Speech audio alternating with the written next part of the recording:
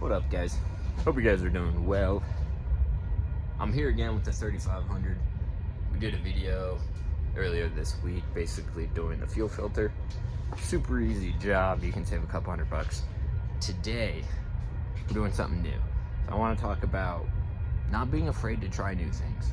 And you need to be able to push yourself past your comfort limits and be okay to mess up, especially in your 20s and honestly probably your 30s, 40s, 50s until you die. So what we're doing today is we were out in the middle of the snowstorm and the plow wire harness cut out on us. And we knew it was the wire harness because I could mess with some of the prongs and get them to work. So let me show you here what that looks like. So we took the old one out. We got these massive cables, right? And this plugs into your plow, which feeds it power.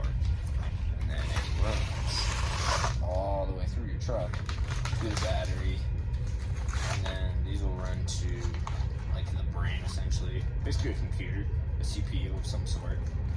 And then you have these over here, which you have to tie in. And then it goes up on the power leg to your actual battery. So there's two harnesses here. One is pure power, and one is kind of like the brains of the operation. Because the plows move up and down, you know, in and out. So you have your controller in the truck, which controls all that. So here was our problem. Right in here, you can see split. Oh, sorry. And it dashed one of the lines in there. And so if we were moving it or tweaking it a certain way, we could get power. So here we are. We need to replace that wire harness, right? It's got to go because it's no good. And yes, I had it working. No, it's not worth risking in the next snowstorm to lose a whole truck, especially with the plow down, because then you can't move it, and that sucks. So I've never done that before. Never took a wire harness out. Never wired up a plow before. But I've done lots of electrical work on cars and in homes, ran circuits, all that. So I wasn't afraid, you know. And I had my other mechanic buddy here who has done a little bit more with me, or not with me. He's done a little more on plows and stuff like that, wiring them up, not necessarily on a 3500 on this Chevy. Because what we'll do is we'll typically send the new truck to a shop to have the whole system installed. It's just cheaper that way for us. And I don't do a ton of steel work, so that's kind of where it comes in. I don't want to be liable for these bad boys, which is how you hook your plow up. I probably shouldn't have done that, but, and then, you know, so to explain it to you, those two wire harnesses come out right here. They're poking out, and then they run down and through here, and then they run up and through here, and then behind the engine, and then you need to go down through there, and then all down in there. And this is the new one here, which we've started putting in. But I just want to encourage you, don't be afraid to try new things. Don't be afraid to mess something up. Like, you might, you probably will, and that's how you learn, that's how you get better. And it's nice to work for a company who understands, hey, you've never done a wire harness before, we trust your work, go slow, take your time, do it right. It'll be cheaper than sending it out this time. That way, if it happens again in the middle of a snowstorm, I can actually do it on the site. I don't need to like bring the car back to the shop, do all this, that, and the other. No, I should be able to splice and replace wire harnesses on the fly. So how do I learn that? You gotta do it. So that's where we're at. It was kind of a pain to get them out, but now that we knew the path that they were ran, super easy. We'll have to be careful rewiring. You just want to go slow when you rewire stuff.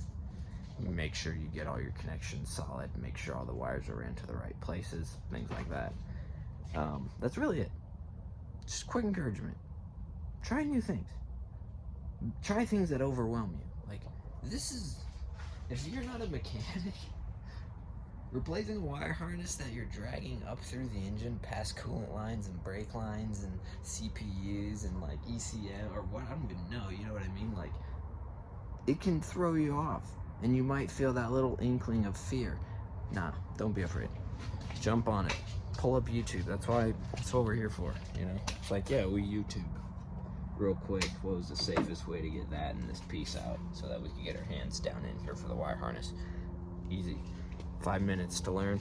Now we know. So that's gonna be pretty much all I got. I'm gonna be doing a review. I did swing through Missouri and I bought a pickup. It's a 2024 F-250. And the reason is because I pretty much fried my Honda. So I'll do a video on that here soon. But just wanted to upload. Haven't been uploading in a while. Been super busy just trying to get the family to Colorado and things like that. So hope you guys are doing well. Here's the new wire harness for the control module. Look how clean it looks. That's what we're going to be working on next, running it.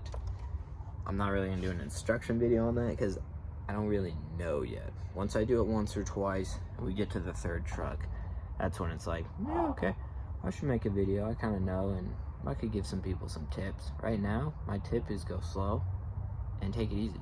Don't yank on it. Make sure you understand if it's not pulling, why it's not pulling, things like that.